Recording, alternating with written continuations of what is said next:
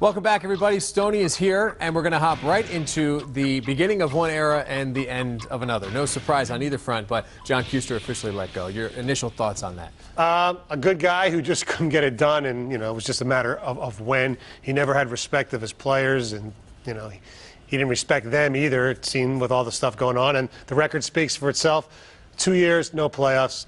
Sorry. And beyond that, I want to chime in a little bit on Kuester. What I think one of his biggest mistakes were, and one of his biggest downfalls, he just never addressed issues. Didn't answer questions directly from us. Right. And if that bleeds into the media, that's bleeding with the team. If you're a coach in this town and you want to succeed, watch what Mike Babcock does. He puts every issue to rest because he addresses it quickly, he addresses it with a point, and John Kuester never did that. The more evasive he became, the more issues consistently stayed on the table unsolved. But in one aspect, I'll give him credit for, he never wanted to throw his players under the bus publicly. Sometimes that's what it takes, though. I agree with you. Babcock, that's what he has control of his team. Right. Well, Babcock has cachet. Kuester had no cachet and didn't want to take any chances. As it turned out, it didn't work either way. So, give us your thoughts now on the new era, the Tom Gores era. Well, I felt like not wearing a tie tonight. Yes, it would have been a V-neck sweater night here.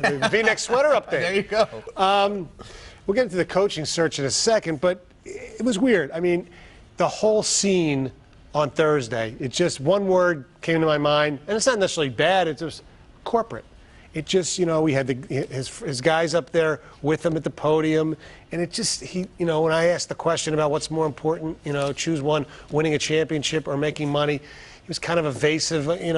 He probably should have said, they both are important, but I don't know how much he really loves the team, that kind of stuff. But you know what? First impressions can be misleading. I mean, I thought Bobby Ross was going to be like the greatest coach in the world for his first introductory press conference. Same thing with Rod Marinelli. So it doesn't mean that much. If he hires the right people and they can get the right players, that's all that counts. So I'm going to reserve judgment. It just was a strange feeling there.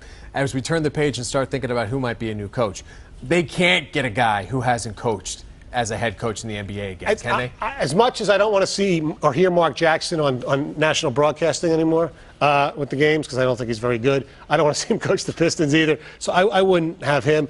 Look, I mentioned Jeff Van Gundy 3,000 times. I don't think he's going to come here. The names people are talking about, Lawrence Frank, who did a decent job when he, took Byron Scott's place for a couple years in New Jersey. Now he's an assistant with the Celtics. Mike Woodson, another Larry Brown assistant, did a decent job in Atlanta. He's probably the favorite right now.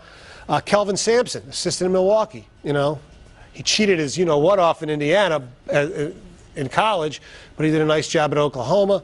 These are some of the names. Now, Bill Lambier's name is going to be floated. If Bill Lambier becomes the head coach of the Pistons, it shows you that Joe Dumars is not in control of that, because I don't think Joe Dumars would hire Bill Lambier. The other name that you might hear is Tom Izzo. And I asked Gores, after, just to say, I'll introduce myself, I said, there's no way you're going to steal your alma mater's basketball coaches. And he said to me, he goes, well, I'll ask permission. I'm not going to steal them. So I think they'll inquire. Hopefully it won't be the dog and pony show it was last year. Well, he said last year he's a lifer at Michigan State. Hopefully, yeah. I can't get into that again a year later, can we? Yeah, if I was a betting man, I'd say either Mike Woodson or Kelvin Sampson. We got to talk about the Tigers. 24-0 when they lead after the 7th inning. That's pretty impressive. Going to Chicago, win 2 out of 3, and just 2.5 games out. And a guy we've all been bashing, Ryan Rayburn, way to go, grand slam. Okay, there we go. I'm going to take a stab at my mini Stonehead of the week before I turn it over to you. I don't give a nickname to anybody until they earn it. And I appreciate Jim Schwartz interacting with the fans on Twitter, but the whole concept of nicknaming your defensive line Silver Crush before they've played it down together is a little off base for me. So he gets a Stonehead vote in my world. I wouldn't give him a Stonehead vote, but it's just, here's what I pray. I pray they don't have T-shirts already made and all that kind of stuff. That's all comes into it. I don't want any of that stuff until they have a few games, because it's better when it comes not pre-planned. Now, your Stonehead. You know what? I was going to make it Jim Tressel, but it's going to go beyond Jim Tressel. It's going to be those idiot fans in Columbus who went to his house yesterday to sing the anti-Michigan song. Listen, Buckeye fans, the earth revolves around the sun. It does not revolve around whether Ohio State beats Michigan. Yeah, they've won 9 out of 10. Congratulations.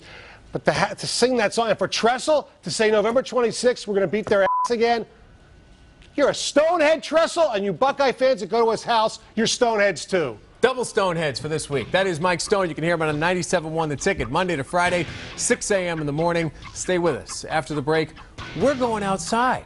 It was a beautiful day today. Derek Williams from the Lions, Charlie Villanueva from the Pistons were here. We held class outdoors. Stay with us.